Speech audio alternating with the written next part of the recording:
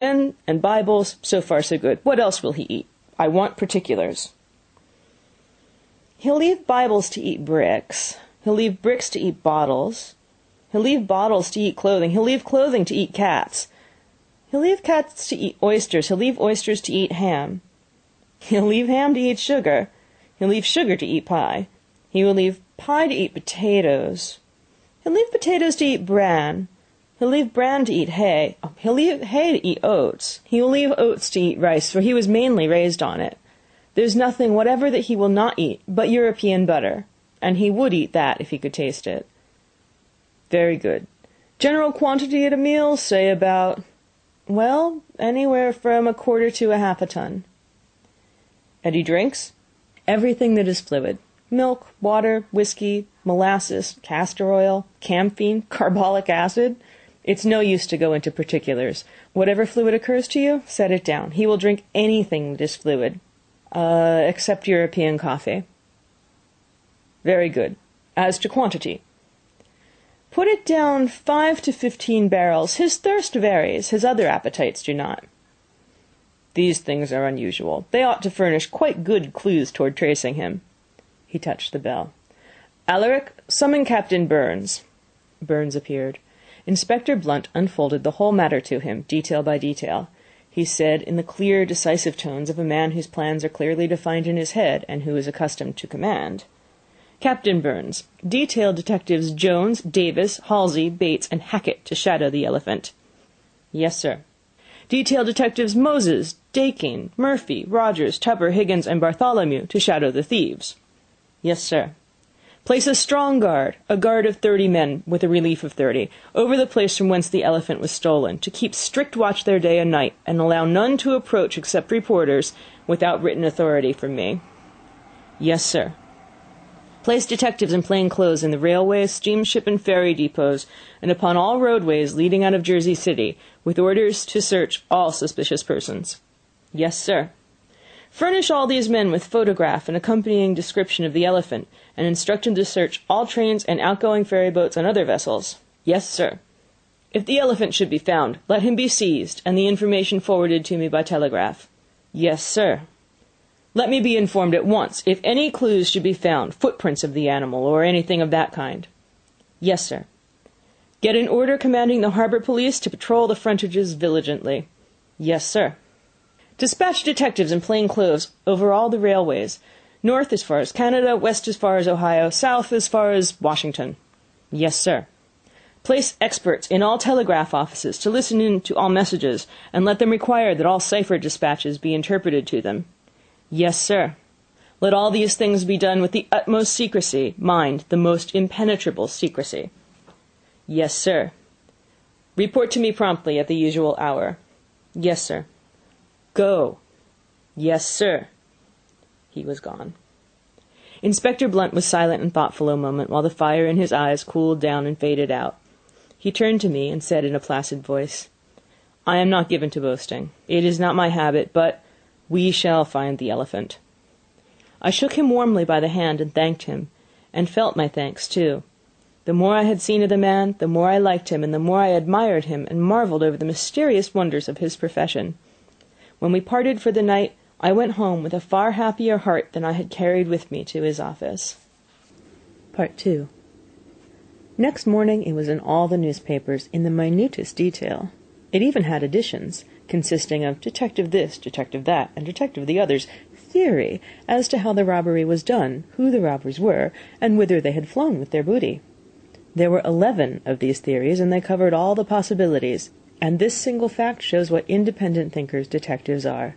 No two theories were alike, or even much resembled each other, save in one striking particular, and in that one all the other 11 theories were absolutely agreed. That was, that although the rear of my building was torn out, and the only door remained locked, the elephant had not been removed through the rent, but by some other undiscovered outlet. All agreed that the robbers had made that rent only to mislead the detectives. That never would have occurred to me, or to any other layman, perhaps, but it had not deceived the detectives for a moment. Thus, what I had supposed was the only thing that had no mystery about it, was in fact the very thing I'd gone furthest astray in. The 11 theories all named the supposed robbers, but no two named the same robbers. The total number of suspected persons was 37.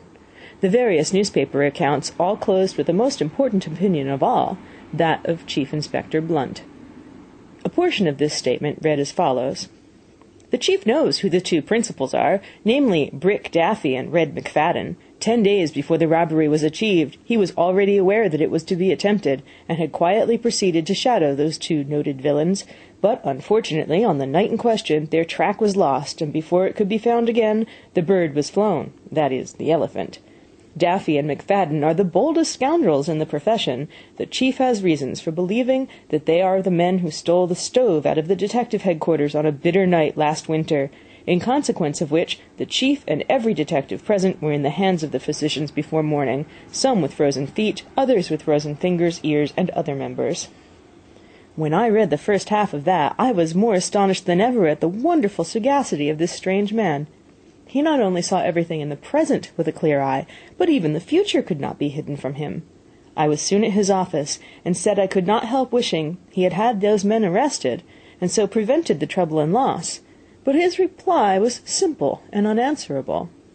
"It is not our province to prevent crime, but to punish it. We cannot punish it until it is committed." I remarked that the secrecy with which we had begun had been marred by the newspapers. Not only all our facts, but all our plans and purposes had been revealed. Even all the suspected persons had been named. These would doubtless disguise themselves now or go into hiding. "Let them. They will find that when I am ready for them, my hand will descend upon them in their secret places, as unerringly as the hand of fate. As to the newspapers, we must keep in with them. Fame, reputation, constant public mention, these are the detective's bread and butter.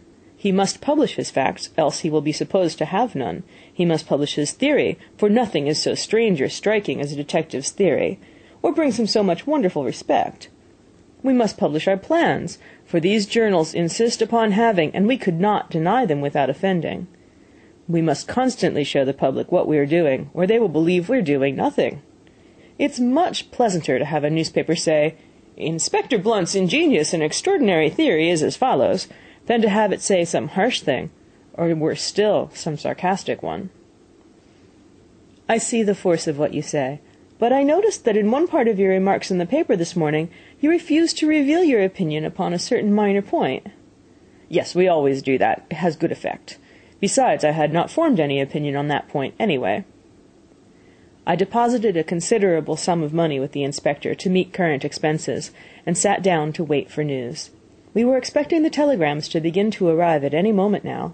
Meantime, I reread the newspapers, and also our descriptive circular, and observed that our $25,000 reward seemed to be offered only to detectives.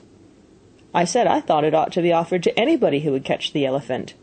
The inspector said, "It is the detectives who will find the elephant, hence the reward will go to the right place. If other people found the animal, it would only be by watching the detectives and taking advantage of clues and indications stolen from them, and that would entitle the detectives to the reward after all. The proper office of a reward is to stimulate the men who deliver up their time and their trained sagacities to this sort of work, and not to confer benefits upon chance citizens who stumble upon a capture without having earned the benefits by their own merits and labors." This was reasonable enough, certainly. Now the telegraphic machine in the corner began to click, and the following dispatch was the result. "Flower Station, New York, 7:30 a.m. Have got a clue. Found a succession of deep tracks across a farm near here. Followed them 2 miles east without result. Think elephant went west. Shall now shadow him in that direction. Darley, detective." "Darley's one of the best men on the force," said the inspector. "We shall hear from him again before long." Telegram number 2 came.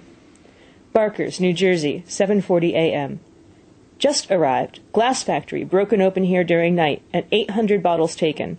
Only water in large quantity near here is 5 miles distance. Shall strike for there. Elephant will be thirsty. Bottles were empty. Darley, detective." "That promises well, too," said the inspector. "I told you the creature's appetites would not be bad clues." Telegram number 3. "Taylorville, Long Island, 8:15 a.m. A haystack near here disappeared during night, probably eaten. Have got a clue, and am off. Hubbard, detective." "How he does move around," said the inspector. "I knew we had a difficult job on hand, but we shall catch him yet." Flowers